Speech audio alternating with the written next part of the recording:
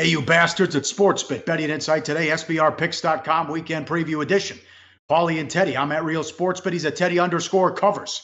We'll get to Game 3 tomorrow, Celtics and Cavs. And also Game 3, the Warriors at home against the Rockets. Adjusted series prices. And you won't believe the first half line on Cleveland as well. We'll turn the shot clock on before we get out of here. And we finish the AFC East already. The Jets, win total was 3. Here in Vegas at the South Point last year. We'll talk about them and their season preview coming up. Bad beats, bad bets, bad for the books. A tough one. Some could call this a moose. Dodgers over 7.5. 7-0, top of the fourth. That's the final score. Also, a Dodger run was wiped away on review, and Maeda went out there and pitched like Cy Young. Yeah, and of course, the run coming off the board after review is a nice little slap in the face for overbetters. But yep. I'm telling you, when you've got these totals over, you love 3-3. You hate 6-0. Here's 7-0. Ball game's over, and both teams play like it the rest of the way.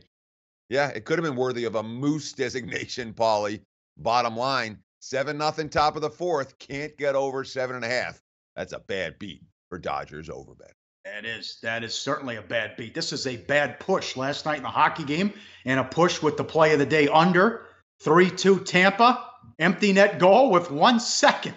That's the second night in a row that's happened. The Knights got the over and covered the puck line when they scored with 3 seconds left, and Tampa against the empty net goal with 1 second. They win 4-2. That series tied at 2. The road team has won all 4 games. The Capitals, okay, so you go on the road tomorrow. Not the worst thing. The Capitals are 7-1 on the road in the playoffs and 3-5 at home. And Tampa's won 7 straight in D.C. And also amazing but true, all time when the Capitals lead a series 2-0, they're 3-5 overall. Yeah, certainly not a franchise with a whole bunch of postseason success. But Caps took a ton of money last night. You talk about the bad push. And that is a tough push. And to see the same thing happen, the empty netter 2 nights in a row where the puck line comes through and the total gets affected, where it's right on the number, that's the excitement of sports betting, I guess. It's also the coin flip nature of some of the wagers that get placed. But Washington last night, ton of money on the Caps. I was shocked to see them bet all the way up to -130. That was a bad bet as Tampa, once again, takes care of business on the road in D.C. That's tough. It was the right side. Tampa went 21 minutes without a shot on goal. Shots on goal were 38-20. Vasilevsky stood on his head. That was amazing. Also, straight up, away teams 38-35 in the NHL playoffs. That'll tell you about home ice. Giants 123 up to 140. Lost in extra innings. I didn't understand the money on Samardzija. I didn't understand this either. Padres plus 150 down to 115. They lost, and that was cool for the Pirates. 8-0-1 to the over this year. That game got over as well. It was 8.5. Continue, Paul. Rays Angels under 8 down to 7.5. That was 7-1. Angels also took money $1.50 to 170. Ohtani goes deep in the ninth to end their scoreless inning streak. And Red Sox Orioles over 9 up to 9.5. 6-2 final there. That was a bad bet. I think that's 13 in a row. The Orioles are terrible on the road. 3-17, something like that. That's amazing. Any thoughts on those right there, Teddy? Sure. Sorry, we had a minor technical glitch right there, but certainly the one that stood out to me, I was shocked to see all the money coming in on San Fran yesterday. I put a Colorado ticket in my pocket.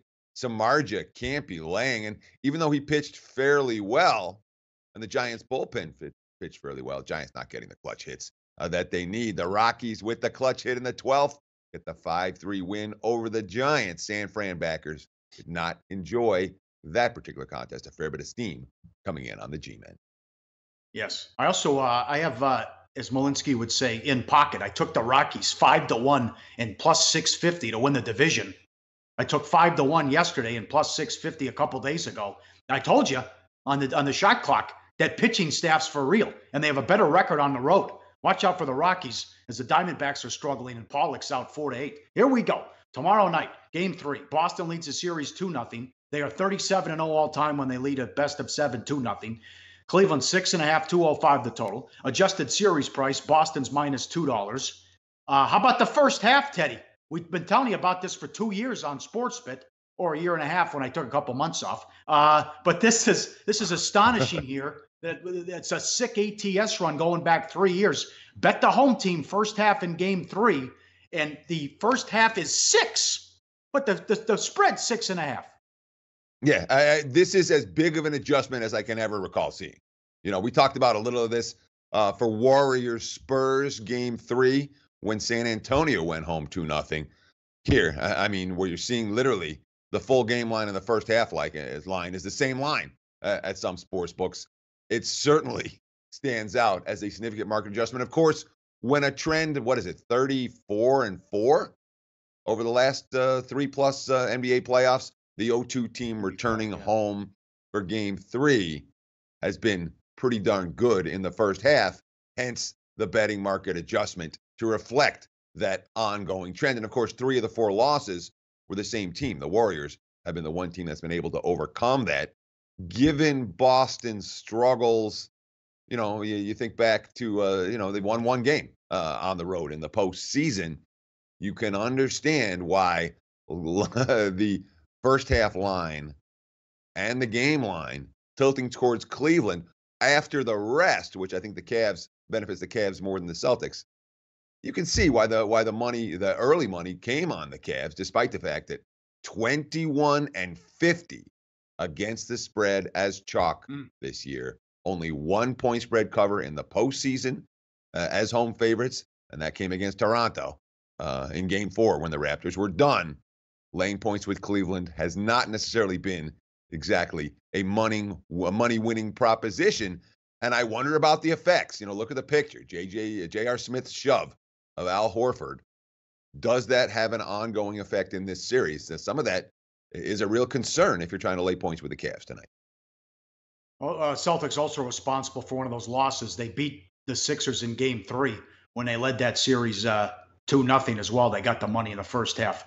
Mark Lawrence tweet at Mark Lawrence. In his NBA playoff career, LeBron is 18-3 ATS in a series after his team started 0-2 the first 2 games. The supporting cast, again, they've been terrific for Boston. The home road disparity as well. 9-0 at home, straight up in ATS, 1-4 on the road. Offensive efficiency rating, 111.9 at home, 99.9 on the road. Defense, 101 at home, 109 on the road. And the bench players only shooting 33% on the road as well. So just like that Milwaukee series, they haven't been the same team on the road as opposed to home. But going back to game 2, some things that stuck out to me: backcourt points, 52-5, 50 points in the paint again. Outscored them in the second half, 59-39, and over 40 uncontested shots for Boston in game 2. The second worst defense in the league in the regular season with Cleveland. We saw it in the first 2 games. Yeah, I mean, the effort wasn't there for the Cavs. Flat out, there was an effort issue, and I think they were gassed. Certainly in the second half of that ballgame, they looked gassed after they came out, with LeBron playing like his hair was on fire early on in that contest. Couple of comments to talk about here. Mark Maidman, Cavs will win and cover. Trap game for the Celtics suckers to take all those points.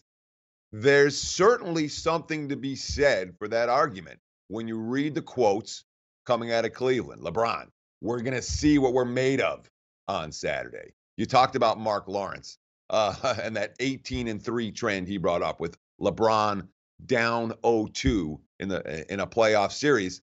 That's a meaningful trend for a superstar player. Tyrone Lue, quote, "We got to come out swinging. We've got to be aggressive. We've got to be physical, and we have to have a physical mindset that they're coming in, playing tough, they're aggressive, and we've got to match that. We've got to be tougher. I think they're playing tougher than we are. They're being physical. They're gooning the game up. We got to do the same thing. We've got to be tougher mentally and physically." Tristan Thompson, quote, "Yo." I was going to say, who does LeBron trust? Who are you going to pass the ball to?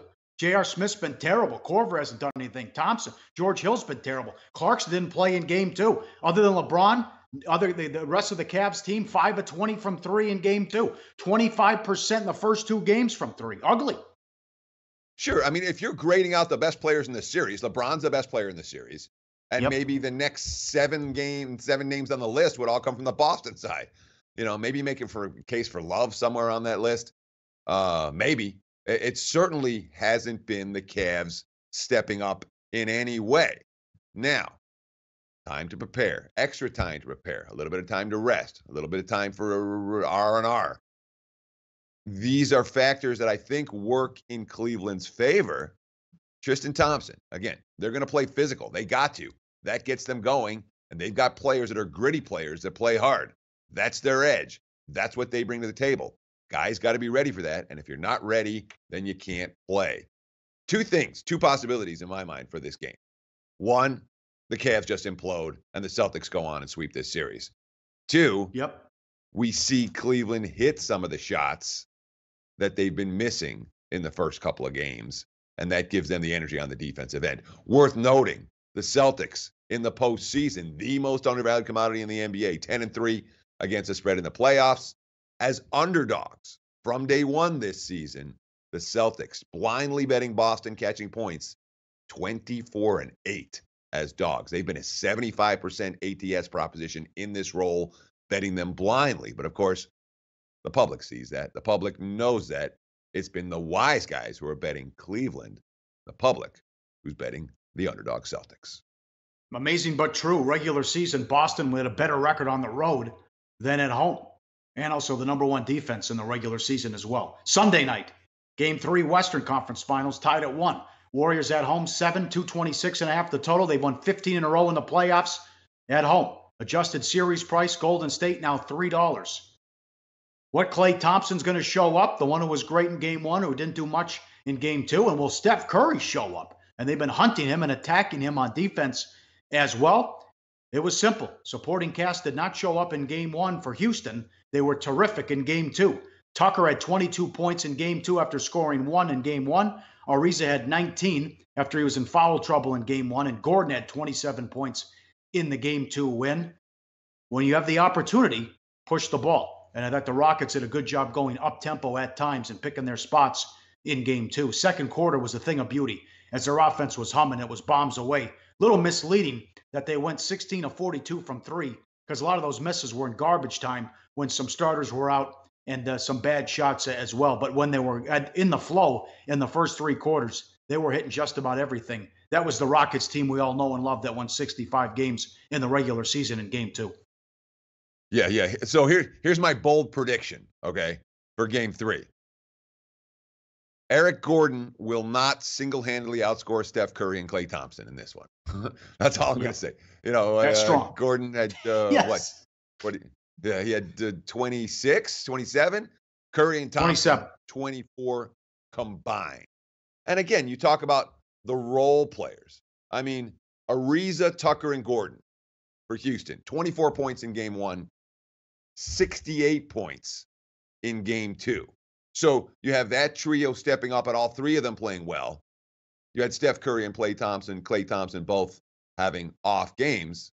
Lo and behold, Rockets blowout over Golden State in Game 2. Now, that way they lead by as many as 29 in that contest. That was then. This is now. Houston, they haven't been dogs very often this year, only 7 times all season. They only covered twice in those 7 games. One of them, though, opening night against Golden State. Remember that game when they rallied back from way behind to get the win in the final couple of minutes? Obviously, that was forever ago. I'm not looking at that as a indicator of what we can expect tonight. But from a market perspective, Houston in this role has been very, very rare. When they've been in it, they haven't played particularly well. Well, you heard Kerr after the first quarter of Game 2. Bob Myers said the same thing. The silly turnovers. And for whatever reason, when they play well, the next game they turn it over. Who can beat the Warriors? The Warriors. And that was ugly in Game 2. Also, they have no answer for Durant. So if they get Curry and Thompson going, there's not much you can do. I mean, it's a total mismatch if Chris Paul winds up on him. And I don't see Capella getting a lot of minutes now the rest of the series. I wouldn't play Mbah Moute. I'm done.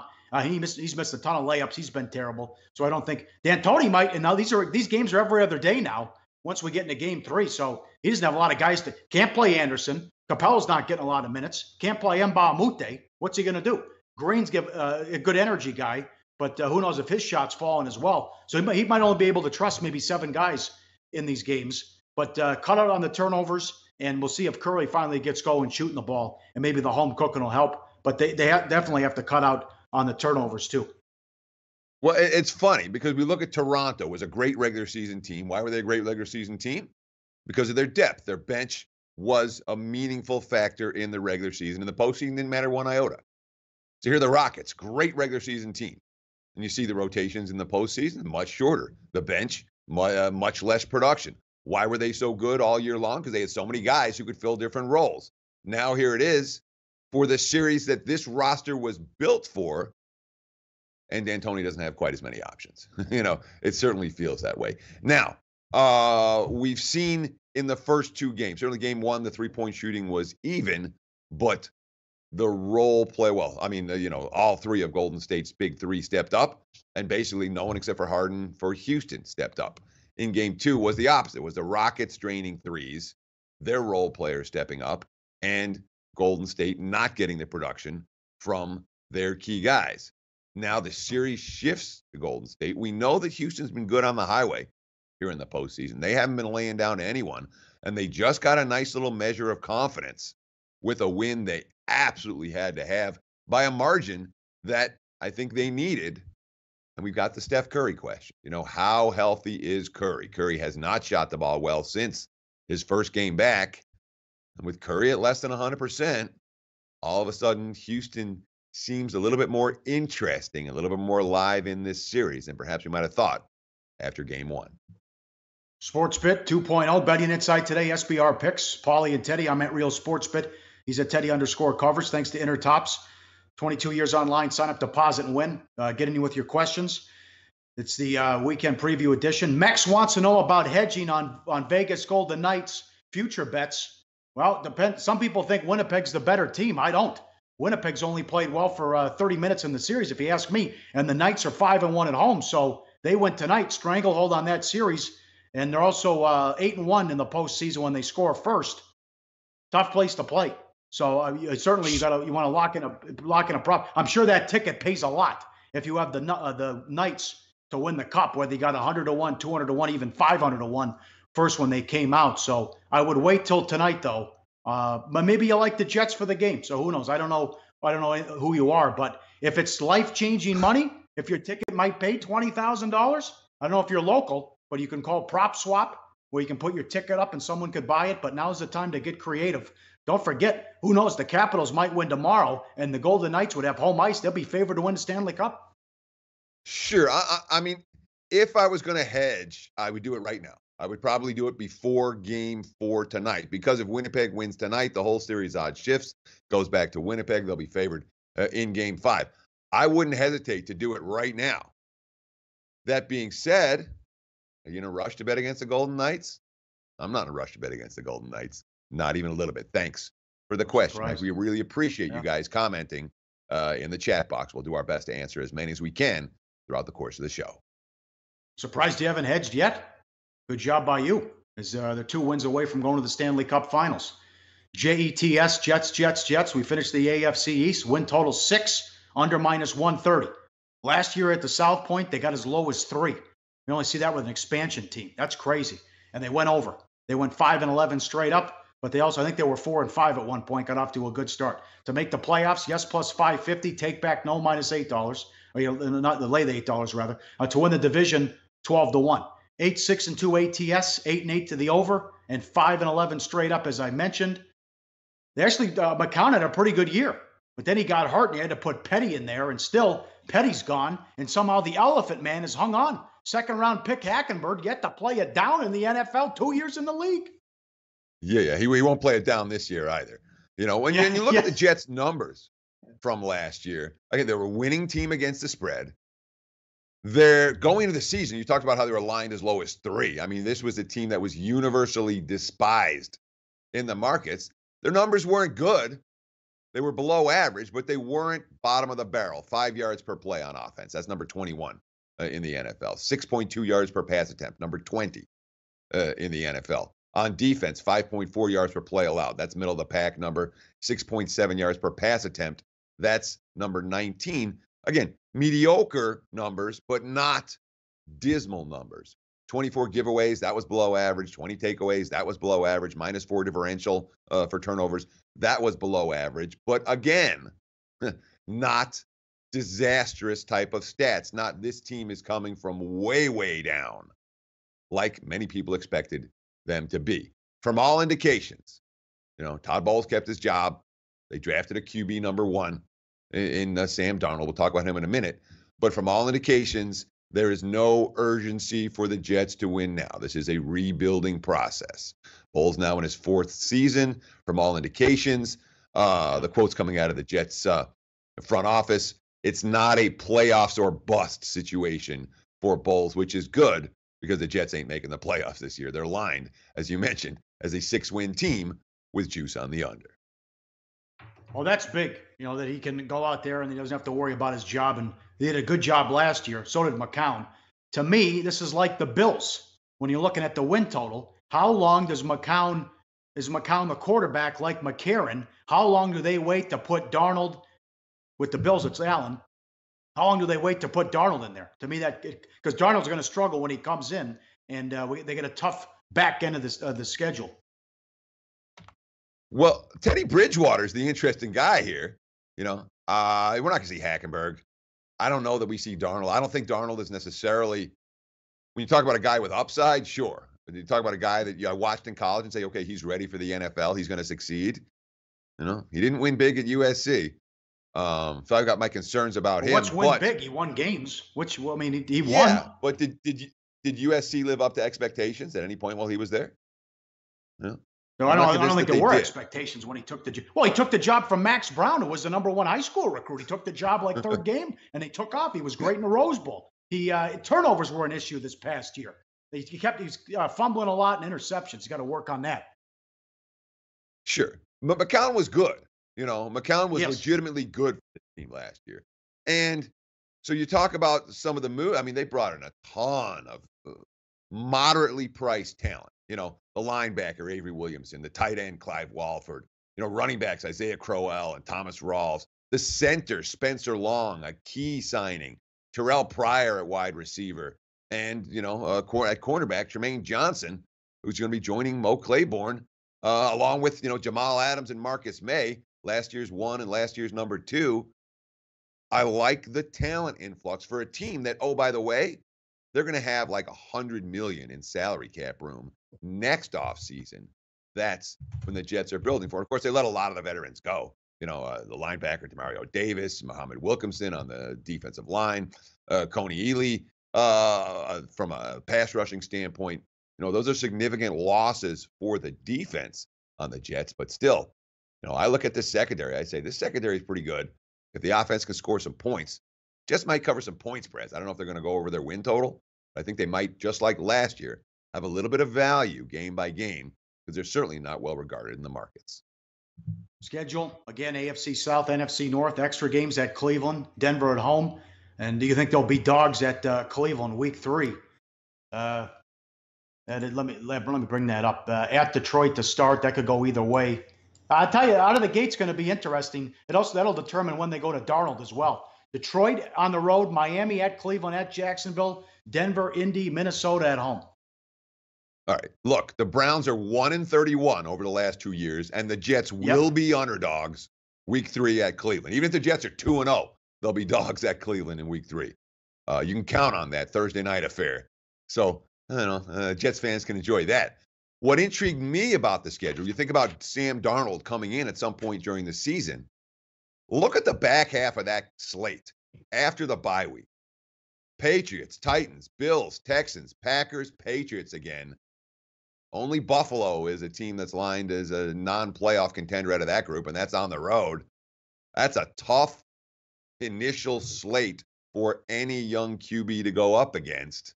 I'm not convinced that Sam Darnold, if he gets in for the Jets after the bye week, is going to produce many victories, which means I won't be betting the Jets over their win total. All right. Shot clock time. Turn it on. Which road team hangs tough this weekend? Celtics or Rockets? You go ahead. All right. I'm going to go with Houston as the team that's going to hang tough in game 3. Obviously, 2 teams going on the road for the first time in this series. I understand how good the Celtics have been as dogs, but the win that Houston had in game 2 is as meaningful a playoff win as any team has had all season. From a confidence standpoint, from a, hey, remember that team we were in the regular season standpoint? Let's not forget the Rockets have already won straight up at Oracle already this season. I wouldn't be surprised at all to see them give a real battle. I say the Rockets hang tougher than the Celtics in game 3 action this weekend. And I agree. And also, if I'm D'Antoni, I tell my guys, shoot more threes, especially Gordon.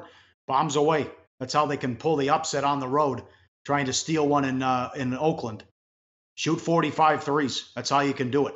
And we thought they'd win a game in the series just because they bomb away from 3 as well, as they went 16 of 42 in the game 2 win, led by 29 in that game, which leads us to Money Time Play of the Day.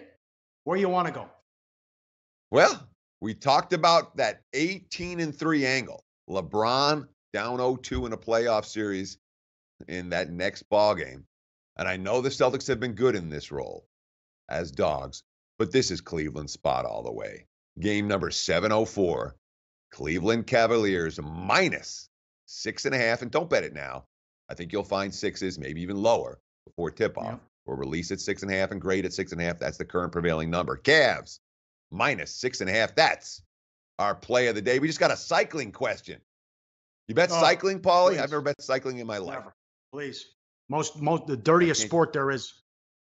Yeah, I can't give you cycling advice because I don't have any. Cycling. I I'll give you the for Preakness. How about a trifecta box tomorrow in the Preakness? Let's go. Justify. Going to be sloppy. He ate up the mud in Kentucky Derby. Justify, Good Magic, and Lone Sailor. Lone Sailor. Throw it in the exacta too, but Lone Sailor can make some noise too in the Preakness tomorrow. Pimlico. Raining today, supposed to rain tomorrow as well. There's a try for you. Exacta box too. Go Justify and Lone Sailor as well. Have a good weekend. We're back Monday. Thanks for the questions. More NBA to get to and more NHL playoffs as well on SportsBit. Betting Insight today on SBRPicks.com. Take care.